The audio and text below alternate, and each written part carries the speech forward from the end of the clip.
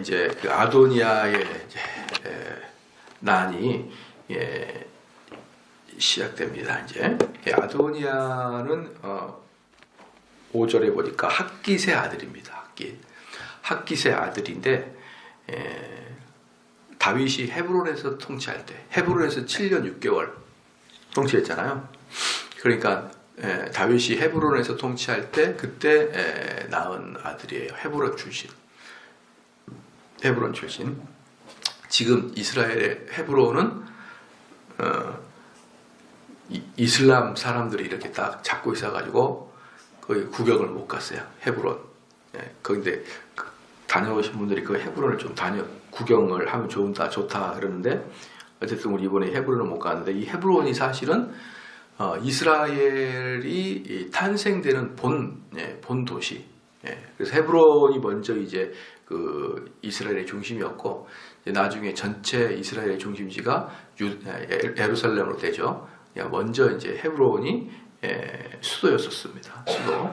거기서 낳았던 아이가 아도니아입니다. 아도니아는 실질적으로 넷째 아들이에요.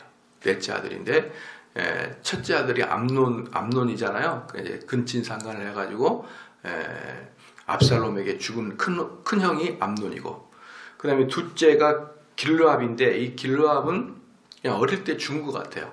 그래서 성경에 처음에 어릴 때 이름이 나오는데 그 다음에 길르압 이름이 전혀 나오지 않았습니다. 그래서 길르압은 추측컨대 어릴 때 죽은 것 같고, 셋째가 압살롬인데 여러분 잘 아시다시피 요압한테 죽음을 당했고, 그 다음에 이제 넷째가 이제 아도니아예요. 그 넷째가 아도니아인데 아도니아가 이제 지금 나이가 어제 말씀을 드렸는데 약 33에서 40살 그 정도, 최소 33, 최대 40, 요 정도 나이가 지금 아도니아입니다. 그러니까 이제 아도니아 같은 경우는 어때요? 자연스럽게 욕심이 생기죠. 위에 형들 셋이 다 죽고 나니까 자기가 이제 장자 역할을 하니까 자연스럽게 자기가 대권을 이어받으려야 될 것 같은 그런 이제 느낌을 딱 갖게 되는 것이죠. 그러니까 이제 5절 말씀에 그래서 스스로 높여서, 스스로 높인다는 건 바로 그 뜻이에요. 스스로 자기가 생각하기에 이제 내가 후계자가 될 것 같다, 후계자가 돼야 된다, 이제 이런 식의 스스로 높이십니다.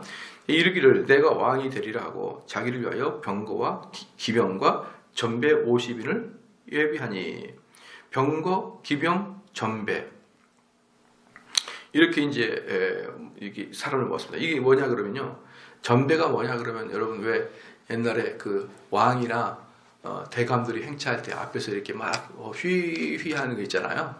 그런 애들이 전배예요. 그래가지고 이제 또 좀 더 말하자면 앞에서 이렇게 행차하는 왕을 알리고 또 경호원도 되는 거예요. 경호원도 되면서 앞에 이제 왕이 지나가는 행차를 알리고요. 그러니까 전배, 병거와 기병. 그러니까 병거와 기병, 얘네들을 모으고, 그 다음에 전병을 모으고. 근데 이게 뭐냐면 아도니아가 행차할 때 이렇게 한 거예요. 이 행차할 때. 그러니까 딱 앞에 전병하고, 그 다음에 기병, 마병 탁 채워가지고 딱 멋있게 행진을 하는 거죠. 어디 갈 때도 그냥 가는 게 아니라 이렇게 의리의리하게 딱 이렇게 하고 갑니다. 그러니까 이제 이게 뭡니까? 자기가 이제 왕처럼 거의 왕의 수준, 어디 행차할 때 이 정도는 왕의 수준 아니고 50명 보디가드를 쫙 끌고 막 말 가운데서 딱 행차하는 것이죠. 그러니까 이미 이제 아도니아는 자기가 꼭 왕이 되는 것처럼, 옛날에 압살롬이 자기가 왕이 되는 것처럼 성문 앞에서 재판을 해줬듯이 얘도 꼭 지가 왕이 된 것처럼 이러고 돌아다니는 것입니다. 그런데 이제 문제는 뭐냐 그러면은 이런 그 5절에 아도니아가 이러고 다녀도 비록 다윗이 몸이 쇠약해졌어도 다윗이 아도니아의 이런 행위를 주의를 줘야 되는데 주의를 주질 않아요. 그러니까 제가 봤을 때는 그 다윗의 두 가지, 첫 번째 아들을 너무 사랑하는 마음이 있다 그랬잖아요. 다윗은 한마디로 오냐 하는 스타일이에요. 그러니까 꾸짖지 않고. 두 번째는 뭐냐 그러면은 괜히 꾸짖었다가 또다시 제2의 압살롬의 난 같은 게 일어날 것에 대한 걱정을 한 것 같아요. 느낌에 걱정을 한 것 같습니다.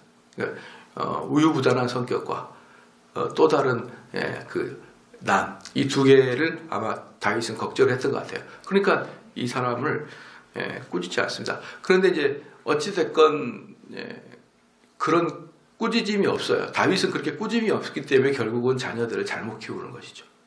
보면요, 6절에 저는 압살롬의 다음에 난 자요. 아까도 말했지만 넷째 아들이요.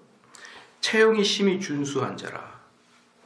그러니까 이 사람도 아주 이 체형이 심히 준수하다 뜻은 뭐냐면 이 외모도 아주 위풍당당하지만 외모가 아주 기본적으로 위풍당당해요. 외모가 왕이 되고자 하는 그런 외형을 갖고 있어요. 그러니까 지금 이스라엘 왕은요, 첫 번째 사울도 다른 사람보다 머리가 하나 더 있는 아주 준수한 외형을 갖고 있는 사울이었고, 그렇죠? 다윗도 아주 잘생겼어요. 다윗이 잘생겼고, 다윗의 다음에 이제 왕이 되려고 하는 사람들 중에 압살롬도 잘생겼고 아도니아도 잘생겼죠. 그러니까 기본적으로 이렇게 어떤 국민의 지도자가 되려면은 아주 준수했던 거죠. 준수했던 거죠. 저희가 그 대학을 다니고 그럴 때 그 요즘에 나온 임종석 있죠, 임종석. 임종석이가 그때 전대회 의장에서도 엄청 잘생겼었거든요. 예. 그 여대생들이 막 그 임종석 한번 보려고 엄청 막 데모장에 많이 달려가고, 또 우리는 또 그 여대생을 보려고 또 딱 쫓아가고, 이런 황금사슬이 엮여서 이제 임종석이가 아주 잘생겼거든요. 그때 정말 근데 지금은 좀 약간 느끼하잖아요. 그러니까 젊을 때 잘생긴 사람이 나이가 들면 좀 느끼해지는 것 같아요. 조금 약간 쌍꺼풀도 있고 좀 느끼해지는데, 어쨌든 그 사람이 전대회 의장일 때는요, 탤런트보다 훨씬 더 멋있었습니다. 왜냐 그러면 탤런트는 그냥 얼굴만 잘생겼지만 그 사람 뭔가 국가를 위한 큰 뭐 의를 위하여 일하는 것처럼 보이기도 하고, 아주 그게 이렇게 다부졌고 미소년에다가 다부진 표정을 하고 있었기 때문에 전체 전대협을 끌고 갈 수 있는 그런 외모를 갖고 있었죠. 그러니까 그때도 보면은 전대협 의장들이나 한총련 의장들은 다 잘생겼었습니다. 그러니까 못생긴 애들은 여대생이 안 뽑는 것 같아요, 느낌이. 그래서 계속 이 의장들은 다 잘생겼었거든요.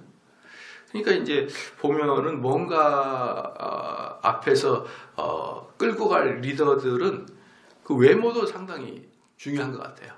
외모도 그 잘생겼다기보다는 위풍당당해야 되고, 저 사람을 딱 보면은 왠지 지도자 같고, 그런 외모가 하나님은 결코 그런 외모도 물론 외모를 보지 아니하지만 그 외모도 하나님은 어찌든지 좀 이렇게 왕의 위풍당당함을 갖고 있는 사람들로 만드시는 건지, 그렇게 그런 사람이 써졌어요. 사울도, 다윗도, 그다음에 압살람, 아도니아, 그다음에 다음에 솔로몬도 잘생겼어요. 그렇게 이제 딱 외모들이 다들 그 왕의 외모에 준하는 그런 모습을 갖고 있는 사람이었거든요. 근데 이제 여기서 체형이 준수하다라는 것은 단지 압살롬처럼 외모만 잘생긴 게 아니라 얘는 또 아주 정치력이 강합니다. 그러니까 이 벌써 왕이 될 수 있는 기품을 갖고 있다는 거예요. 왕이 될 수 있는 기품. 어떤 기품이냐 그러면요, 체형이 심히 준수한지라 그 부친이 네가 어찌하여 그리하였느냐 하는 말로 한 번도 저를 섭섭하게 하지 않았습니다. 그러니까 여기서도 보면은 어제도 제가 말씀드렸지만 어릴 때부터 막 공부도 다 지가 잘하고 알아서 자기가 막 하고, 그럼 뭐 나무랄 데가 없이 그냥 커온 거예요. 나무랄 데가 없이. 참 재밌는 게 뭐냐면 아이들에게는 채달이 필요한데, 근데 아이가 채달이 필요 없을 정도로 아주 잘 자라요. 여러분 어떻게, 그러면은 아버지가 하루 날 잡고 그냥 훈련 받듯이 채달할 수는 없잖아요. 그냥 말도 잘 듣고 공부도 잘하고 지 할 일 지가 앞가로 다 하는데 그냥 기특하죠. 그런데 희한하게 그렇게 기특하게 자란 애들이 꼭 나중에 불효를 하는 경우들이 종종 있어요. 종종 보면은. 나중에 커가지고. 예. 그게 참 이제 헷갈립니다. 어릴 때 그래도 체달을 해야 되나? 그러니까 아도니아도 다윗이 한번 너 저리 가라, 이리 와라 말을 하지 않을 정도로 지 앞가름을 지가 잘했던 애입니다. 그러니까 바로 이러한 면들이 아도니아가 결국은 아버지를 나중에 좀 가벼이 여기게 되는 그러한 것이 된 것 같아요. 이걸 참 어떻게 그래서 옛날 말에 그런 말이 있잖아요. 어릴 때부터 많이 혼나고 구박받고 자라야 돼 효자가 많이 된다 이런 말이 있잖아요. 이게 어떻게 해야 될지 잘 모르겠어요, 저도. 그렇다고 해서 말 잘 듣고 지 아까는 잘하려를 토요일에 한 번씩 야 체달한 시간이다 들어와라 가지고 때려서 아버지 왜 때려요? 훈련이야 이렇게 할 수도 없는 거고 참 당황스럽습니다 이럴 때는. 그렇죠? 아도니아가 딱 그런 스타일이에요. 그런 스타일입니다. 그러니까 그리하여 하는 말로 어찌하여 그리하였느냐 하는 말로 한 번도 저를 섭섭하게 한 일이 없었더라. 다윗의 우유부단한 성격과 아도니아의 착실한 성품이 합쳐져 가지고 이렇게 된 거죠. 근데 얼마나 이제 이 사람이 정치적인 그 뭡니까 수단이 좋냐 그러면요 정치력이 있느냐 7절에 아도니아가 수리의 아들 요압과 제사장 아비아달과 모이하니 저희가 쫓아도나. 그러니까 이제 여기서 보면 뭐냐면 당대의 가장 중요한 사람이 누굽니까? 요압이죠. 요압. 근데 요압을 포섭을 했어요. 요압을 포섭했습니다. 요압을 포섭하고요. 여기 이제 8절에 보면은 요야다의 아들 분하야가 있거든요. 분하야. 이 분하야는 누구냐 그러면요. 다윗 옆에 있는 그 한마디로 그 누굽니까? 다윗 바로 옆에서 그 우리로 말하면 경호대장이에요. 경호대장. 그러니까 다윗의 최측근. 이 경호대장은 그 뭡니까? 아도니아가 포섭을 못했어요. 왜 그러냐 그러면은 경호대장은 계속 다윗의 곁에 붙어 있으니까. 근데 요압은 다윗의 곁이 아니라 다윗의 변방을 이렇게 그러면 이제 뭐랑 보면 되냐 그러면 이 분하냐는 왕의 최측근 다윗의 최측근 또는 근위대라고 표현할 수 있거든요. 근위대. 이 분하야가 더 강합니까? 아니면 요압이 강합니까? 요압은 우리로 말하면 국방부 장관 또는 육군참모총장이에요. 그러니까 훨씬 큰 세력을 갖고 있는 게 요압이죠. 그러니까 뭐랑 똑같냐면 우리 역사로 보면은 그 김재규가 그 박정희 대통령이던 김재규가 근위대장 비슷하고 전두환은 사단을 실질적인 힘을 갖고 있는 애가 전두환이었잖아요. 그런 개념이에요. 그런 개념. 그러니까 훨씬 가까운 사람은 분하야지만 실질적으로 군사력을 갖고 있는 애는 요압이었던 것이죠. 그러니까 요압을 잡은 거고 그리고 아도니아가 분하야를 안 잡은 게 아니라 못 잡았어요. 왜냐하면 걔를 접촉할 시간이 별로 없었거든요. 그러니까 다윗의 외곽에서 모의를 해서 나를 따라 이래야 되는데 항상 궁궐에 있고 이러니까 분하냐를 못 잡고 이렇게 요압을 잡은 거예요. 그러나 실질적인 파워나 여러 가지로 비교해서 요압과 분하냐는 비교할 수가 없는 거잖아요. 그렇잖아요. 그러니까 아주 정확하게 핵심을 잡은 거죠. 그 요압. 그 다음에 또 누구냐면 제사장을 또 잡아요. 제사장 아비아달. 그러니까 이 사람이 얼마나 정치력이 있었냐 그러면 오히려 사울 같은 건 왕 첫 번째 사울은 아주 어리석게도 노베 땅에서 제사장을 싹 죽여버리잖아요. 그러니까 그런 어리석은 짓을 사울을 합니다. 그런데 이 아비아달은 딱 알아요. 뭐라 하냐? 아도니아 죄송합니다. 아도니아는 알아요. 아도니아 뭐라 하냐면은 이스라엘은 군대와 제사장을 잡지 않으면 둘 중에 하나의 분야를 잡지 않으면 결국은 중간에 넘어진다. 그러니까 종교와 군사력 두 개만 잡으면은 사실은 이스라엘은 사실은 별로 어려움이 없는 거죠. 그러니까 이 두 개를 정확하게 두고 이 두 개의 핵심 라인인 그 사람 둘이를 아도니아가 싹 잡은 겁니다. 그게 누구냐? 7절에 요압과 제사장 아비아달입니다. 이 둘을 잡으면은 이스라엘의 핵심을 잡을 수 있다라는 것을 아도니아는 정확하게 들었죠. 그래서 그 둘이를 포섭을 해서 모의를 했습니다. 그러니까 어마어마하게 큰 것을 잃어버린 거죠. 어마어마하게 큰 것을. 다윗 입장에서는 엄청나게 큰 것을 잃어버린 겁니다. 근데 여기서 비해서 이제 그 다윗의 측근에 있다가 결국 솔로몬으로 넘어간, 솔로몬의 측근 넘어간 사람이 누구냐 그러면은 바로 8절이에요. 제사장 사독과 여호야다의 아들 브나야와 선지자 나단과 시므이와 레이와 다윗에 속한 용사들은 아도니아와 같이 하지 아니하였더라 하는데, 여기서 재밌는 게 뭐냐면은 이스라엘은 당시에 두 명의 이 제사장이 있었어요. 대제사장. 이제 그게 여기서 나오고 있는 아비아달과 그다음 8절의 사독, 이 둘이가 대제사장이었습니다. 재밌는 게 대제사장이 둘이었다는 거, 둘. 그게 재밌잖아요. 당시에는 성막이 두 개가 있었습니다. 성막이 두 개가 있었는데 예루살렘에 성막이 있었고 기브온에 성막이 있었어요. 이 두 개의 성막이 있었는데 예루살렘 성막 안에 언약궤가 있었습니다. 이 예루살렘 성막을 지키고 있었던 사람이 아비아달이에요. 그 다음에 기브온의 성막을 지키고 있었던 사람이 사독입니다. 이 아비아달과 사독은 둘 다 아론의 후손들이에요. 그런데 왜 이렇게 두 명의 그 대제사장이 생겼냐 그러면요, 원래 그 아비아달이 그 사울이 그 노베 땅에서 제사장들을 학살할 때 도망쳐 나온 게 아비아달이죠. 그러니까 이 아비아달은 처음부터 다윗을 따랐습니다. 처음부터 다윗을 따랐어요. 그래서 다윗 옆에서 항상 다윗을 도왔죠. 그 사독은 언제 오냐 그러면요, 사독은 원래 이제 사울 계열에 있었습니다. 사울 계열에 있었는데 이 사울 계열이 이제 무너질 때 자기가 아무리 봐도 이 다윗이 하나님이 선택한 사람이 다윗 계열이 결국은 왕이 될 것 같아가지고 사독은 다윗에게 나중에 들어가요. 나중에 합류합니다.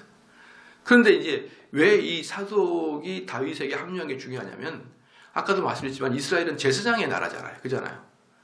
그러니까 사독이 사울의 정통성을 다윗에게로 포커스를 맞춰줘 버리는 거예요. 그러니까 이제 다윗의 입장에서는 결국 이스라엘 전체를 통일하는 데 있어서 사독의 역할이 대단히 컸죠. 그러니까 당연히 사독을 환영하고 받아들여야 되잖아요. 그잖아요. 그러면서 제사장이 둘이가 생겨버린 거죠. 그런데 문제는 뭐냐 그러면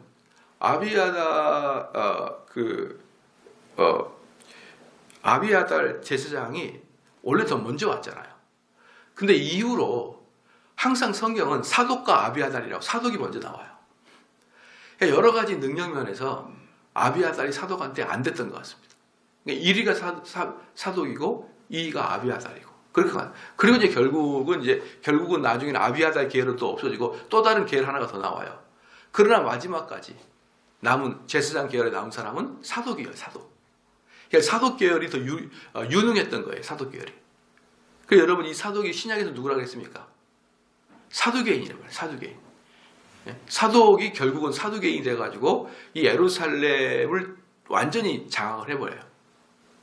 그래서 사독 계열만 제사장이 나오는데, 그래서 이제 여러분들 그 보면은 예루살렘에서 예수님이 성전 청소하는 거 있잖아요. 동전 바꾸는 자, 비둘기 파는 자 다 팔을 엎어버리잖아요.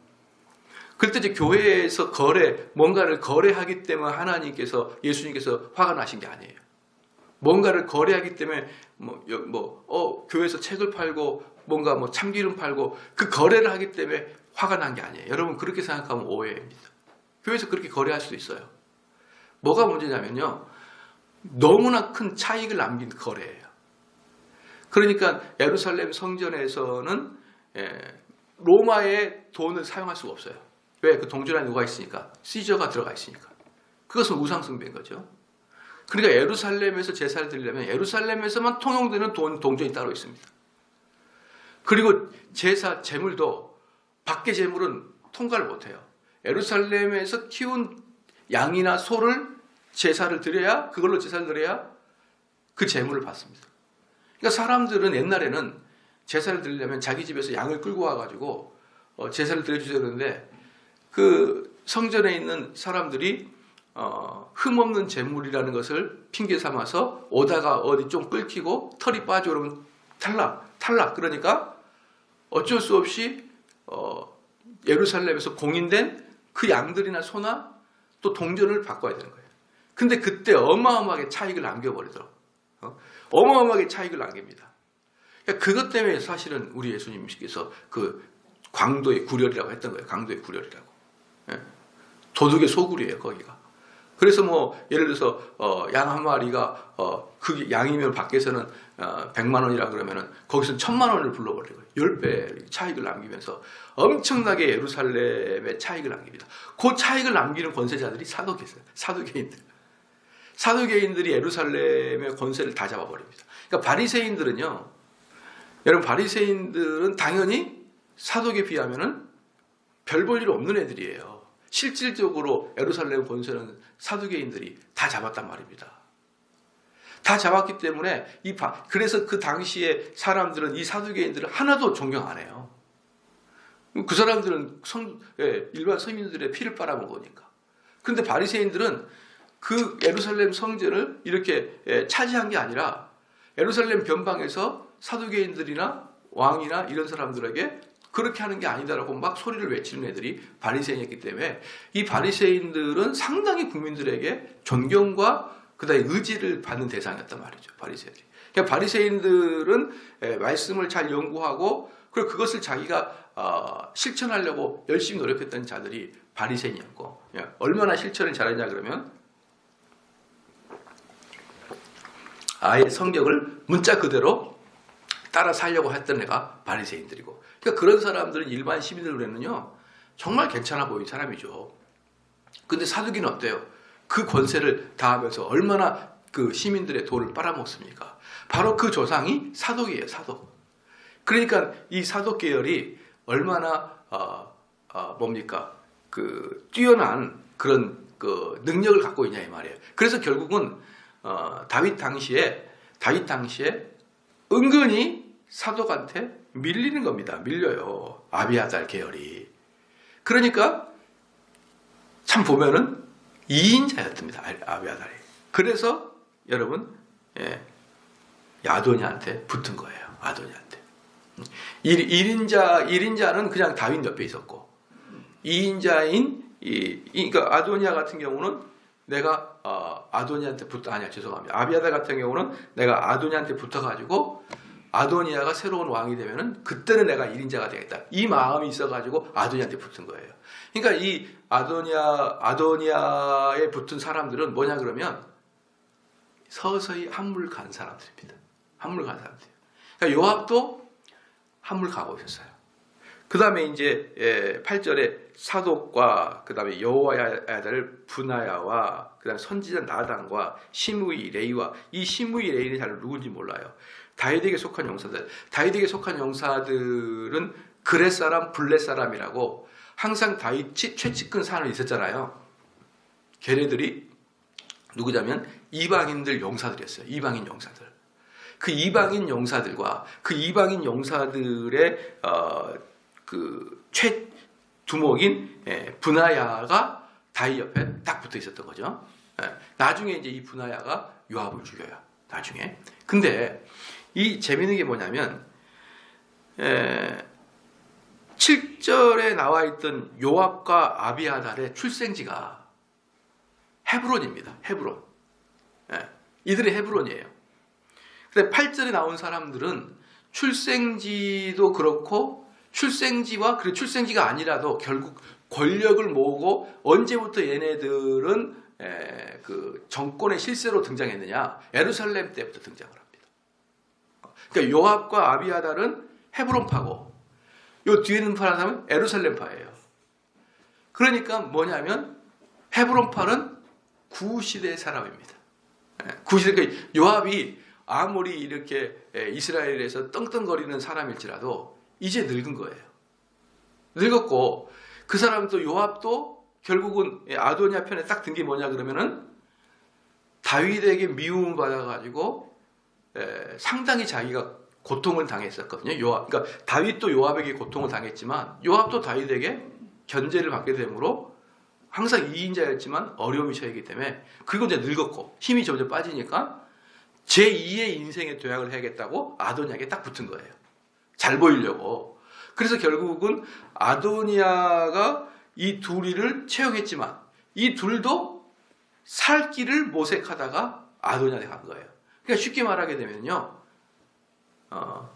전 구시대에 떵떵거리는 사람이었지만 한풀 꺾이는 사람들이에요. 약간 퇴물들을 아도니아가 챙겼습니다. 그럴 수밖에 없었던 거예요. 예루살렘을 중심으로 신흥 세력들은 다 다윗 옆에 붙어 있고 약간 퇴물들은 옆에 약간 밀려 있었기 때문에 요 밀려 있는 애들을 아도니아가 이렇게 딱 접속을 해가지고 우리 편이 되십시오라고 이야기를 한 것이죠. 그러니까 이 아도니아나 이 퇴물들이나 둘 다 자기들의 필요에 의해서 딱 붙은 겁니다. 그러니까 쉽게 말하면은 이스라엘의 왕은 투표를 뽑아서 되는 게 아니고 심지어 다윗의 마음속으로 너가 되어라 왕이 되라 하지도 않고 이스라엘은 분명히 하나님이 직접 뽑아야 돼요. 왕을. 사울도 그랬고 다윗도 그랬고. 그래서 이후에도 나단을 통해서 사실은 이제 솔로몬이 왕이 될 것이라고 이미 다윗에게 과거에 나단이 예언을 했습니다. 나단은 솔로몬을 통해서 성전을 짓고 그가 기쁨의 자녀가 될 거라고 이미 다윗에게 예언을 했었어요. 그러니까 나단은 당연히 솔로몬에 붙어 있죠. 그렇잖아요. 그러니까 비교가 안 되는 거예요. 사실 그 세력으로 봤을 때는. 그런데 언뜻 보면은 아도니아가 상당히 노론자를 가진 것 같지만 자세히 보면은 솔로몬에게 이길 수 없는 사람들로 구성이 되어 있고, 구세대가 어떻게 신진 세대를 이깁니까? 옛날에 한참 저희들 젊었을 때 뭐 동교동계 뭐 또 뭐 어디입니까? 어디 상계동계 얼마나 떵떵거려서 동교동, 상교동, 김영삼, 김대중 밑에 있는 국회의원들. 근데 지금 누가 동교동, 상교동 그럽니까? 동교동 냉면이나 먹으러 가는 거지 지금은 이제.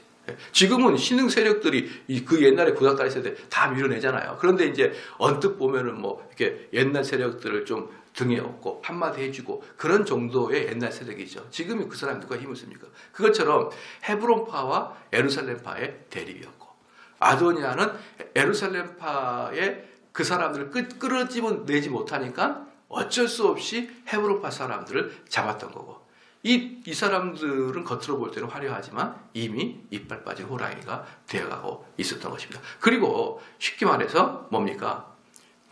아도니아나 요압이나 이 사람들 전부예요. 하나님의 뜻이 어디 있느냐 고려하지 않습니다. 또는 다윗의 마음이 고려하지 않아요. 뭐냐? 서로 간에 살 길을 챙기려고 붙은. 그러니까 이스라엘이 왕을 뽑는데 전혀 어울리지 않는 조합. 이스라엘은 왕이 하나님이 뽑고 그걸 선지자나 제사장이 이 사람이 왕이라고 이렇게 예언을 해주고 이렇게 해서 왕이 만들어지는데 일반 세속의 국가처럼 얘네들은 딱 그렇게 자기들의 자기들의 입속을 챙기기 위해서 이게 모여 있는 거거든요. 그럼 뭐가 되냐면은 하나님은 이미 솔로몬에게 왕을 주기로 마음을 먹었던 거예요. 이미 하나님께서는 솔로몬을 찍었단 말이죠. 근데 솔로몬이 왕이 돼야 되는데, 근데 솔로몬하고 아도니아의 나이 차는 15살 차이 납니다. 그럼 아도니아가 만약에 33살이라 그러면은 솔로몬은 18 정도밖에 안 돼요.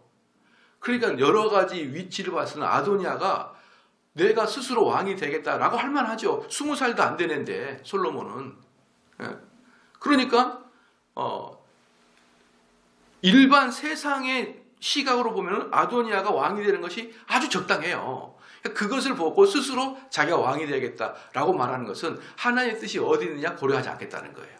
그러면 하나님은 솔로몬을 왕으로 낙점을 했는데 자기가 왕이 되겠다는 건 뭐냐면 하나님을 대적하는 거죠. 그래서 얘네들은 전부 다 자기들이 그냥 겉으로 볼 때는 왕이 쟁탈전 싸움 같지만 사실 내면으로 보면 하나님을 대적하는 싸움이 됩니다. 그래서 결국 어떻게 됩니까? 요압은 죽고, 그렇죠? 그 다음에 제사장은 도망가 버리고 완전히 끝나버립니다. 아비아달은 끝나버려요. 그렇게 그런 식으로 하나님을 대적한 사람들의 결말은 완전히 흐트러져 버리고 말더라라는 것입니다. 그러나 여기서도 결국 뭡니까? 다윗이 정확하게 왕위는 솔로몬이다 이렇게 말을 했었어야 돼요. 솔로몬이 내 후계자다. 왜? 이미 나단이 예언했거든요. 나단이 여기 다윗이 가가지고 솔로몬이라고 이미 예언했었어요. 그러니까 솔로몬이라고 하나님이 점찍었으니까 당연히 선포했으면 이런 식의 또 난이 일어나지 않는데 그 다윗이 또 우유부단 이렇게 해가지고 이래저래 못하고 있다가 결국은 또 뭡니까? 가족끼리 또 한 번의 싸움을 일으키고 만 것이죠.